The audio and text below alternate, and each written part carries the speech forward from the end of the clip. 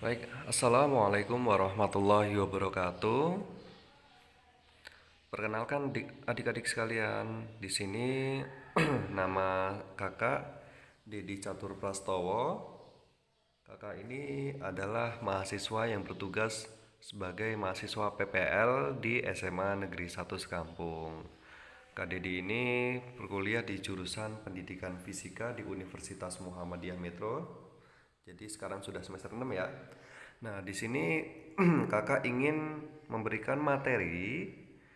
Nah, kebetulan juga nih kakak ini diminta oleh Ibu Desi untuk mengajar mata pelajaran pendidikan fisika di kelas 12 IP 1 di mana namanya Fisika Lintas Minat. Nah, pada kali ini Kak Didi akan melanjutkan materi sebelumnya yang sudah disampaikan oleh Ibu Desi, begitu ya. Nah, sebelum belajar, alangkah baiknya kita berdoa bersama-sama terlebih dahulu. Nah, ini yang nggak hafal, sudah Kak Didi tampilkan. Berdoa mulai. Baik, berdoa selesai. Nah, lanjut ya. Sebelum kita memulai pembelajaran, di sini kakak memiliki beberapa peraturan yang ingin kakak terapkan pada saat pembelajaran yang akan kita lakukan ya. Di mana aturan pembelajaran daring diantaranya yang pertama, saya minta adik-adik sekalian untuk dapat mengikuti pembelajaran secara utuh ya. Jadi jangan hanya mengisi absen terus setelah itu pergi. Nah, kemudian yang kedua, mengisi daftar presensi atau daftar absen yang sudah Kak Dedi tampilkan ya melalui link di kolom komentar di bawah. Kemudian yang ketiga adalah interaktif dalam pembelajaran. Apa itu Kak interaktif dalam pembelajaran? Interaktif dalam pembelajaran itu kalian simple ya, kalian kakak minta untuk aktif.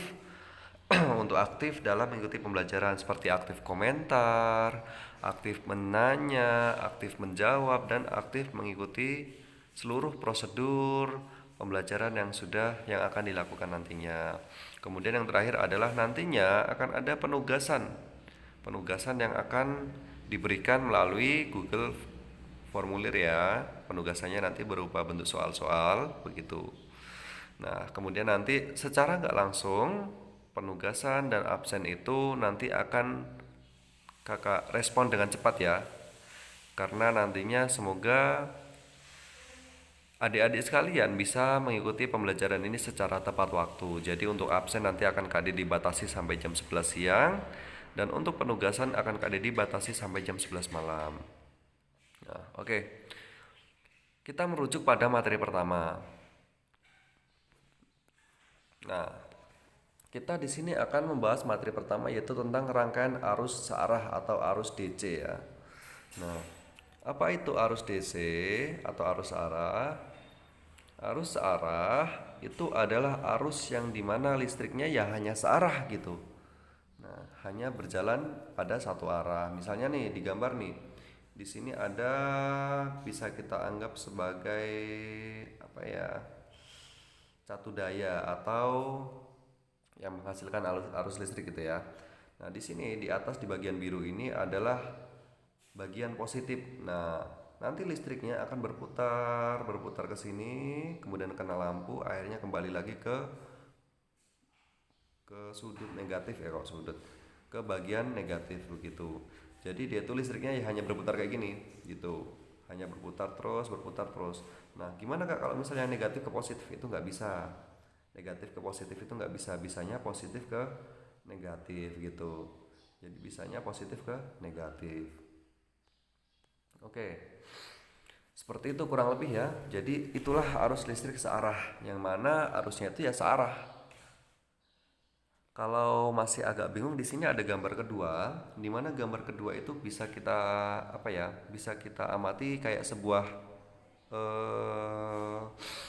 sebuah siklus air ya. Di mana di sini nih, di sini kalau misalnya kita di rumah kita bisa anggap sebagai sanyo, ini kita anggap sebagai sumur bor, dan ini kita anggap sebagai tempat penyimpan air itu. Nah, ketika sanyonya dihidupkan, otomatis air yang ada di bawah ini akan tersedot ke atas dan kemudian diisi di apa namanya, di wadah pengisi ini ya. Kemudian ketika air tersebut digunakan, nah nanti air tersebut akan mengalir ke bawah seperti itu. Karena sifat air itu selalu selalu mengalir ke daerah yang lebih rendah begitu. Nah, kemudian kembali lagi ke tanah dan kemudian disedot lagi, menyimpan lagi, digunakan ke tanah dan sebagainya. Nah, seperti itulah salah satu siklus ataupun pola dari rangkaian arus listrik DC atau searah. DC itu apa Kak? DC itu kata lain dari arus listrik searah atau yang bisa kita sebut dengan biasanya DC itu adalah direct current gitu. Nah, rangkaian arus searah atau arus DC itu meliputi seperti yang di samping nih, meliputi tentang arus listrik dan pengukurannya, ini salah satu materinya. Kemudian meliputi tentang hukum Ohm, gitu, hukum Ohm. Jadi di fisika itu ada beberapa hukum yang harus kita pahami ya. Nah, kemudian ada yang namanya arus listrik dalam rangkaian tertutup. Nah, ini salah satu contohnya. Ini adalah salah satu rangkaian tertutup di mana bagian positif dan bagian negatifnya itu saling nyambung ke volts atau ke catu daya atau tempat untuk menghasilkan arus listrik. Nah, ini ya. Kemudian ada nanti hambatan sepotong kawat penghantar. Kemudian ada juga tentang rangkaian hambatan, ada juga gabungan sumber tegangan listrik. Kemudian yang ketiga ada hukum 2 Kirchhoff dan yang terakhir adalah energi dan daya listrik. Nah, di sini kita belajarnya pelan-pelan ya. Belajarnya pelan-pelan biar nggak mumet, biar nggak bingung. Yang penting adik-adik di sini sekalian harus punya semangat belajar yang bagus. Harus semangat, harus mengikuti materi dengan baik dan kalau bingung nanti bisa menghubungi Kak Dede secara pribadi atau kalian bisa melihat video ini secara berulang-ulang gitu supaya nggak bingung gitu.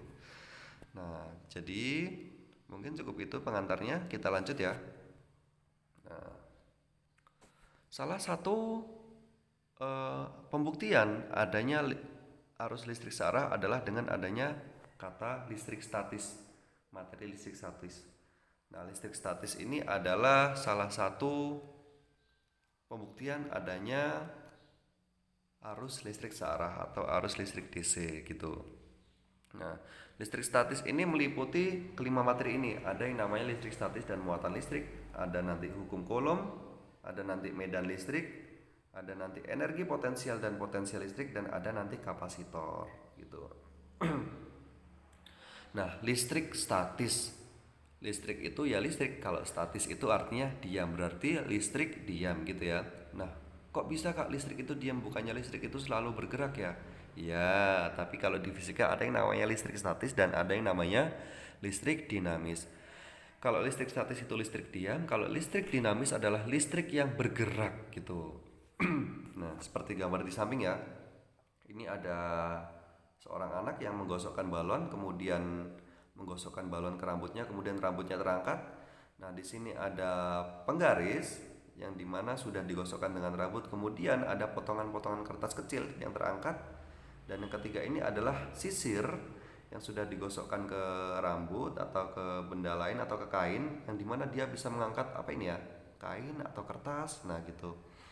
Nah, ini adalah salah satu pembuktian dari adanya atau salah satu penerapan dari adanya listrik statis gitu. Di listrik atau kelistrikan itu kita mengenal dengan istilah muatan listrik nih. Muatan listrik itu ada dua pada umumnya, yaitu muatan negatif atau elektron dan muatan positif atau muatan proton gitu. Dan yang ketiga ini adalah muatan netral gitu ya. Nah, muatan negatif itu letaknya ada di luar. Jadi dia tuh di luar mengelilingi muatan positif dan muatan netral. Jadi dia tuh di luar ya. Di luar mengelilingi gitu. Dan ini adalah muatan elektron atau muatan negatif. Kemudian muatan positif itu letaknya ada di dalam. Muatan positif itu letaknya ada di dalam ya, di dalam inti bersama dengan muatan nol atau muatan netral. Nah, suatu muatan dikatakan sebagai muatan negatif gitu. Suatu muatan, maaf saya ulangi, suatu muatan atau suatu atom, ini kita ibaratkan atom karena salah satu penyusun atom itu juga terdapat muatan negatif, muatan positif dan muatan netral. Nah, suatu muatan dikatakan sebagai muatan positif atau atom positif apabila di dalamnya terlalu banyak proton atau terlalu banyak muatan positif nih. Muatan positifnya ada 2 dan muatan negatifnya hanya ada 1. Jadi itulah mengapa muatan ini disebut dengan muatan positif. Nah, kebalikannya, apabila muatan bernilai negatif, itu terjadi apabila di dalam muatan tersebut lebih banyak elektronnya, sehingga muatan tersebut bernilai negatif nih. Ini muatan negatif, ini muatan negatif, gitu ya. Nah, kemudian kenapa sih Kak kok rambut bisa ketarik? Kemudian kertas-kertas kecil, potongan kertas bisa tertarik atau sebagainya. Nah, itu terjadi ketika ketika kita pas gosokkannya ke rambut ya. Ketika kita pas gosokkan penggaris ini atau balon ini atau sisir ini ke rambut, itu terjadi perpindahan elektron, perpindahan muatan negatif gitu pada penggaris gitu ya. Jadi ketika penggaris tersebut digesek-gesekkan ke rambut secara apa ya? Secara cepat gitu ya. Nanti itu kan ada perpindahan energi. Wah, berarti rambut kita punya energi dong, Kak. Ya, mungkin bisa dikatakan seperti itu. Berarti rambut kita punya elektron dong, Kak. Iya, bisa dikatakan seperti itu. Nah, kertas di sini atau ini itu tuh hanya punya proton dan hanya punya muatan positif dan muatan netral. Nah, ketika si penggaris itu sudah digosok-gosokkan, otomatis penggaris ini punya muatan negatif, bukan? Muatan negatif yang dari rambut berpindah ke penggaris. Sehingga di penggaris ini punya muatan negatif, positif, dan muatan netral. Akan tetapi ketika digosokkan, itu lebih banyak muatan negatif yang ada di sini. Nah, otomatis muatan di sini itu akan berpindah ke sini. Otomatis kertas ini akan berpindah ke sini, dimana kertas ini nggak punya muatan negatif dan berpindah ke penggaris yang memiliki banyak sekali muatan negatif begitu. Nah, kemudian nanti kita juga akan belajar selain itu kita juga nanti akan belajar tentang hukum Coulomb, medan listrik, energi potensial listrik, dan kapasitor. Tapi kita mungkin di sini belajarnya pelan-pelan saja ya supaya nggak mumet gitu. Nah, mungkin adik-adik sudah paham jika sudah paham tentang bagaimana sih kok ini bisa terjadi gitu ya. Kalau masih belum paham nanti adik-adik bisa searching di YouTube, searching di internet sehingga kuotanya berguna, nggak cuma dipakai untuk ngegame ataupun tiktokan saja gitu ya. Nah, kita lanjutkan.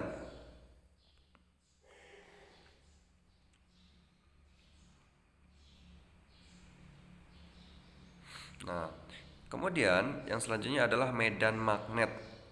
Apa sih Kak medan magnet itu Kak? Medan itu bisa dikatakan sebagai tempat ya.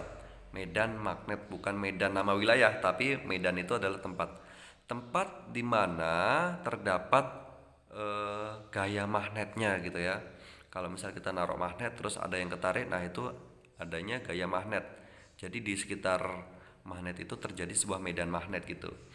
Nah, nantinya di medan magnet ini kita dapat mengenal tentang medan magnetik di sekitar arus listrik. Nah, kenapa gitu Kak? Karena di fisika itu kita bisa membuat sebuah listrik dari magnet dan kita juga bisa membuat magnet dari listrik gitu. Loh, kok bisa Kak? Bikin magnet dari listrik dan bikin listrik dari magnet. Nah, itu bisa. Salah satu contohnya nanti kita akan pelajari di sini dan insya Allah kedepannya kita akan belajar praktikum ya, belajar melalui praktikum di sekolah gitu ya. Jadi persiapkan diri kalian gitu. Nah, magnet itu adalah salah satu penerapan dari adanya rangkaian arus DC atau arus arah. Kenapa kayak gitu Kak? Ya, karena kita di sini muatannya beda nih. Ibaratnya ini ada N north atau utara, di sini ada S south atau selatan. Di magnet north ini bernilai positif ya untuk utara, dan negatif ini bernilai untuk selatan ini bernilai negatif gitu. Nah, gitu. Jadi ketika magnet di kutub yang sama seperti gambar ini, ketika disatukan maka dia akan tolak menolak karena dia sejenis gitu. Nah, kalau positif itu kan keluar ya, dia arahnya keluar nih, arah garisnya keluar kalau positif. Kalau negatif arah garisnya itu menerima nih, menerima atau masuk gitu ya. Nah, ketika keluar sama keluar, dia nggak akan bisa menerima gitu. Jadi dia saling tolak menolak. Berbeda ketika kedua muatan yang berbeda disatukan. Nah, mereka nanti akan saling tarik menarik gitu. Nah, gitu ya. Jadi ketika adik-adik amati di rumah atau dimanapun itu pasti kabel itu ada dua ya. Dalam satu kabel itu pasti ada dua kawat. Nah, kawat satunya itu adalah kawat positif dan satunya adalah kawat negatif gitu. Jadi kalau kawat itu cuma bernilai positif saja, otomatis listriknya nggak akan nyala. Akan tetapi kalau kawat itu ada positif, ada negatif, nah baru listrik akan menyala gitu. Nah, selanjutnya nanti ada induksi elektromagnetik, tapi kita nggak kesini dulu. Nah, ini nih salah satu caranya nih, dimana salah satu hal yang sudah Kak Dedi sampaikan tadi, dimana kita dapat membuat listrik, arus listrik dari magnet. Nah, di sini ada magnet, kita masukkan ke dalam kumparan, nih kumparan magnet kita masukkan ke sini. Nah, ketika magnetnya nanti berputar, otomatis nanti akan menghasilkan arus listrik. Nah, mungkin adik-adik di sini pernah melihat di sepeda zaman dulu ya, sepeda ontel atau sepeda perempuan itu kan di depannya itu kan pasti ada dinamo dan ada lampu. Nah, itulah salah satu penerapannya gitu. Dimana di dalam situ tuh ada magnet dan ada kumparan yang dimana magnetnya itu berputar bersama dengan pokoknya di dalamnya berputar deh sehingga menghasilkan arus listrik dan mengakibatkan lampunya menyala gitu. Nah, oke. Nah, mungkin cukup itu materi yang bisa Kak Didi sampaikan. Selanjutnya adalah penugasan, di mana penugasannya di sini Kak Didi memiliki 5 soal gitu ya. Memiliki 5 soal yang wajib adik-adik sekalian jawab nantinya. Nah, soal pertama yaitu tentang apa sih penerapan arus listrik searah dalam kehidupan sehari-hari? Nah, mungkin di lingkungan adik-adik sekalian ada nggak sih penerapan atau salah satu alat yang menggunakan sistem kerja arus listrik DC atau arus listrik searah? Nah, kemudian soal yang nomor 2 adalah apa kelebihan dari arus listrik searah? Nah, arus listrik searah, dan arus listrik bola-balik itu pasti punya kelebihan. Nah, di sini kelebihannya saja untuk arus listrik DC gitu. Kemudian yang ketiga adalah bagaimana kertas bisa tertarik ke penggaris seperti gambar di samping nih. Nah, di sini adik-adik kakak minta untuk menjelaskan ulang gimana sih kok kertas ini bisa tertarik. Dan yang nomor 4, ini gampang banget soalnya, apa saja muatan-muatan listrik. Dan yang nomor 5 adalah sebutkan 3 komponen listrik dan fungsinya yang menerapkan sistem kerja arus DC. Nah, sebutkan 3 komponen listrik ataupun peralatan listrik yang menerapkan sistem kerja arus DC gitu. Nah, gitu ya. Jadi adik-adik kakak minta misalnya nih di rumah ternyata ada Magicom. Wah, ini Magicom pakai arus DC, Kak. Apa benar? Kalau memang iya, nanti kalian tulis sebanyak 3 komponen ya atau 3 alat listrik yang memanfaatkan sistem kerja arus DC. Nah, sebagai penutup di dalam kelistrikan itu nggak cuma hanya ada arus arah, ada juga arus bolak-balik gitu. Namanya arus AC. Tapi itu nanti akan kita pelajari nanti. Biar nggak pusing ya, biar nggak terlalu banyak juga materinya. Nah, untuk soal ini nanti silahkan kalian tulis di kertas dan kalian fotokan dan kalian kumpulkan. Atau nanti gini aja deh, Kak Dedi akan berikan di Google Formulir. Nah, nanti kalian jawab di situ saja gitu ya. Nah, mungkin cukup itu yang bisa Kak Dedi sampaikan dalam materi kali ini. Selamat belajar dan selamat mengerjakan. Semoga nggak bingung. Kalau bingung nanti tinggal hubungi saja, tinggal komentar di forum yang ada di bawah itu. Terima kasih atas perhatiannya dan terima kasih atas waktunya. Semangat belajar, nggak boleh mumet. Karena masa depan itu ada di tangan kita. Kalau kita malas-malasan maka kita nggak akan dapat meraih masa depan kita dengan baik. Terima kasih. Assalamualaikum warahmatullahi wabarakatuh.